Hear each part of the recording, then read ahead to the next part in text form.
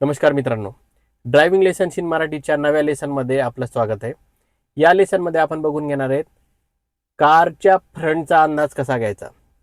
बऱ्याच वेळेस bumper to bumper ट्रॅफिकमध्ये आपल्याला गाडीच्या पुढे असलेल्या व्हेकल्सचा अंदाज येत नाही किंवा गाडी आपल्याला पार्क करायचा असेल, समोर जर ऑब्स्टॅकल असेल त्यावेळेस पण आपल्याला गाडीच्या फ्रंटचा अंदाज घेता येत नाही.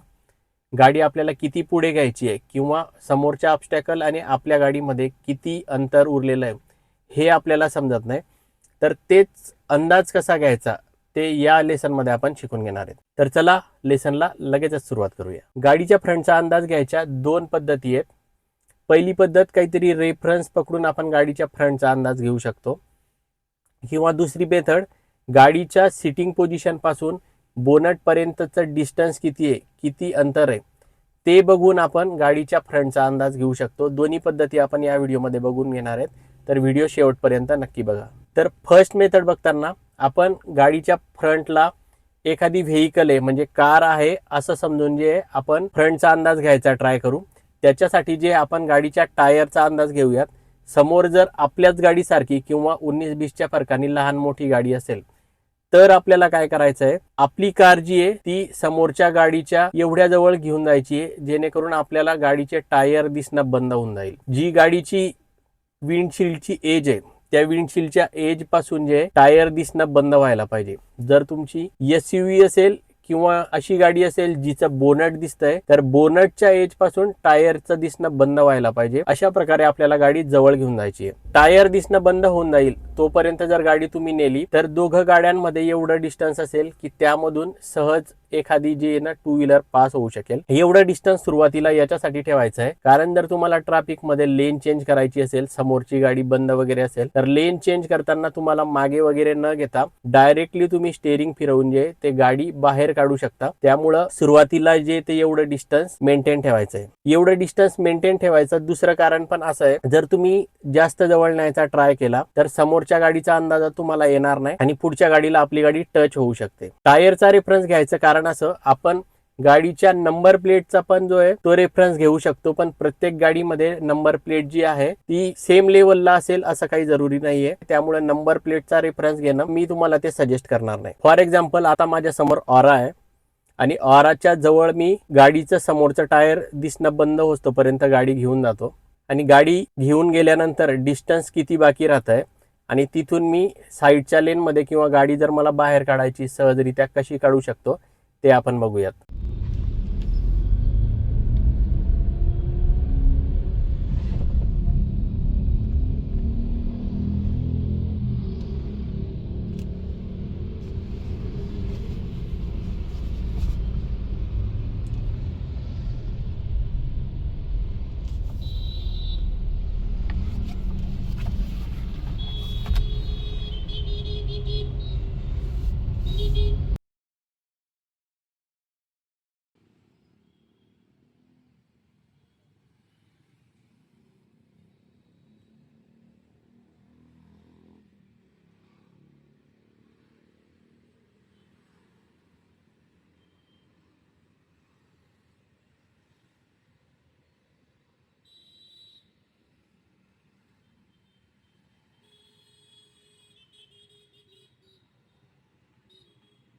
तर अशा प्रकारे आपण गाडीच्या टायरचा किंवा रेअर बंपर एजचा अंदाजा घेऊन जे दोन गाड्यांमध्ये डिस्टन्स सेफली मेंटेन ठेवू शकतो. ही झाली फर्स्ट मेथड. पण प्रत्येक वेळेस जे ही मेथड युजफुल होणार नाही कारण तुमच्या समोर असलेली गाडी जी आहे ती तुमच्या गाडीची हाईट एवढीच असेल किंवा तशीच गाडी असेल हे कंपल्सरी नाही आहे. फॉर एक्झाम्पल तुमच्या समोर जर एखादी बस आली तर बसचं टायर जे ते खूप आधी आपल्याला दिसणं बंद होतं कारण बसचं जे आहे मागचा भाग जो आहे तो जास्त असतो त्यामुळे टायर दिसणं लवकर बंद होतं. त्यामुळे गाडीमध्ये जास्त डिस्टन्स राहण्याची शक्यता असते. किंवा फॉर एक्झाम्पल तुमच्या समोर एखादी ट्रक आली, ट्रकचे टायर दिसणं बंद होतोपर्यंत जर मी गाडी पुढे घेऊन गेलो तर त्या केसमध्ये मी ट्रकमध्ये घुसून जाईल पण मला ट्रकचे टायर दिसणं बंद होणार नाही. पण जर प्रत्येक वेळेस आपल्याला गाडीच्या टायरचा अंदाजा घेऊन गाडी थांबवता येत नसेल किंवा प्रत्येक वेळेस आपल्यासमोर बसच येईल, कारच येईल किंवा ट्रक वगैरे येईल हे जरुरी नाही आहे. समोर काही ऑब्स्टॅकल येऊ शकतं तर त्याचा अंदाज कसा घ्यायचा ते आता आपण बघून घेऊयात.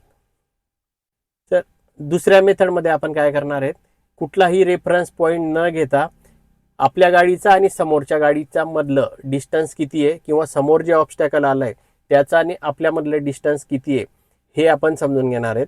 कसं लगेचच बघून घेऊयात. तर रेफरन्स न घेता आपल्याला जर आपल्या गाडीचं आणि समोरच्या गाडीमधलं डिस्टन्स जाणून घ्यायचं असेल तर आपल्याला आधी माहिती पाहिजे की आपली जी ड्रायव्हिंग पोझिशन आहे तिथून आपल्या बोनटची एज जी आहे ती किती अंतरावर आहे. आता ही फ्रॉन्क्स मी चालवतोय, बरेच दिवस चालवून मला एक्झॅक्ट अंदाज आला आहे माझ्या ड्रायव्हिंग पोझिशन आणि बोनटच्या एज मधलं डिस्टन्स किती आहे. त्यामुळे मी समोरच्या गाडीचा किंवा समोर जर काही ऑब्स्टॅकल आला किंवा भिंत पण आली तर मी जवळात जवळ जे एकदम नियर जाऊन गाडी थांबवू शकतो, कारण एक्झॅक्ट मला माहिती आहे की कुठं गाडी टच होऊ शकते, त्याच्या आधी मी गाडी सेफ डिस्टन्सवर थांबवू शकतो. फॉर एक्झाम्पल ही क्लिप बघा.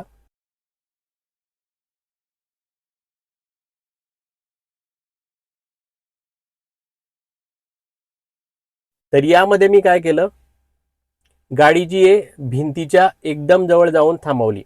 हे मी कसं करू शकलो, कारण मला ड्रायव्हिंग पोझिशन पासून समोरची एज जी आहे ती एक्झॅक्टली माहिती होती किती डिस्टन्सवर आहे.